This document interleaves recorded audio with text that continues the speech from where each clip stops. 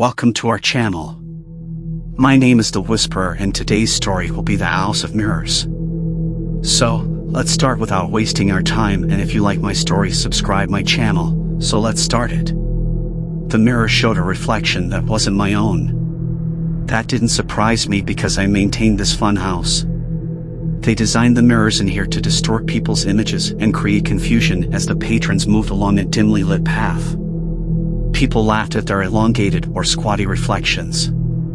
They teased their friends about how big or small they look in a particular mirror. It's all done for a laugh, at least that is what I thought. The Funhouse is one of multiple exhibits featured in a traveling carnival that arrived in town early this week. The community anxiously awaited opening day. As soon as the show arrived, help wanted signs went up. They needed someone to maintain the exhibits, and I got the job. When I asked what happened to the last maintenance man, my new boss said he was tired of traveling and stayed behind. Most of the booths were easy to maintain. Normally all I need to do is repair a counter, replace a flagpole, replace a light bulb, all the usual handyman duties.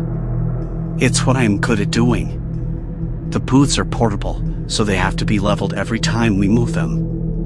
Once in position, they remained stable until it was time to move to the next town. The Funhouse is my only problem child. It is always in need of constant readjusting. At first, I thought it kept moving because of everyone jumping and running inside.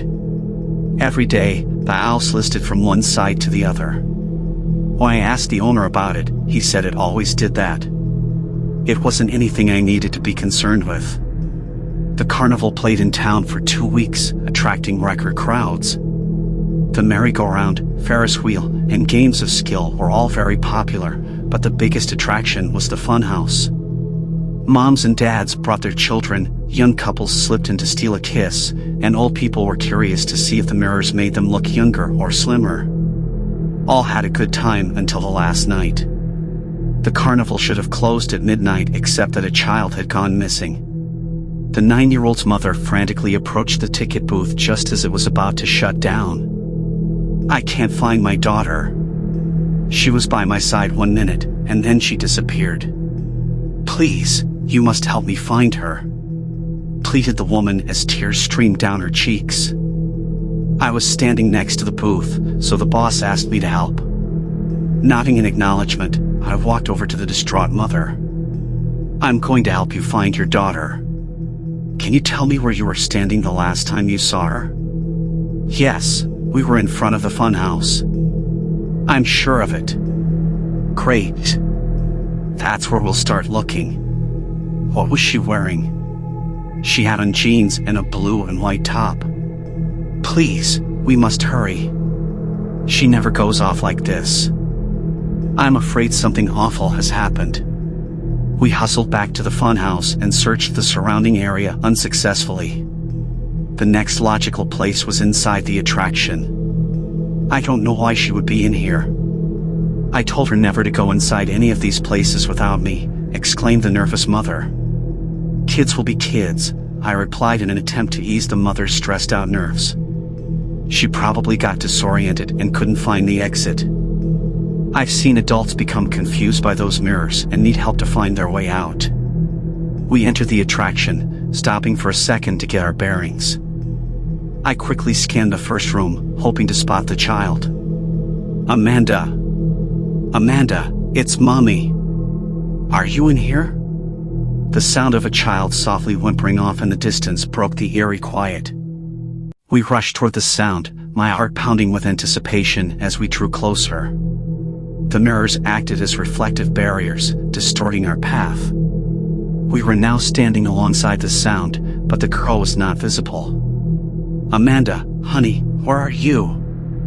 "I'm here, Mommy." The whimpering changed to pleading. "You sound so close." "Please, Mommy, I'm right here." The girl's mother stood, unable to move, frozen by terror. Once again, I scanned the mirrors. This time, barely visible in the bottom corner of the right-hand pane, I spotted a distorted image of Amanda. I spun on my heels and rushed to the opposite side of the room where I found the young girl tucked in the space between two mirrors. She's over here. I have her. I helped Amanda to her feet and into the loving arms of her mother. Tears of joy flowed while I directed mother and daughter to the exit. Just before I left the funhouse, I turned around to make sure nothing was out of place. That's when the door slammed shut and I heard the lock click into place. Fear immediately replaced my joy over having reunited mother and daughter. The mirror on the opposite wall showed a reflection that wasn't mine. The unrecognizable figure spread from mirror to mirror, quickly encircling me. A menacing voice directed its fury toward me. "You have stolen our prize. Now you must pay." I instinctively reached for my tool belt, withdrew my hammer, and began smashing mirrors as I bolted for the door. Shrieks of agony filled the room as I shattered mirror after mirror while making my escape. The shards of glass still showed the creature's image, but in a diminished form. I pounded the lock with my hammer, forcing the door open, and burst through it to freedom, never to return. Several years have passed, and I still avoid all mirrors. My fear that the creature is still stalking me, hoping for revenge, persists. I know it's not just my imagination that is haunting me. Occasionally, I'll walk past a store window and catch a glimpse of my reflection. The creature lurks just behind my image, waiting patiently with claws and fangs at the ready.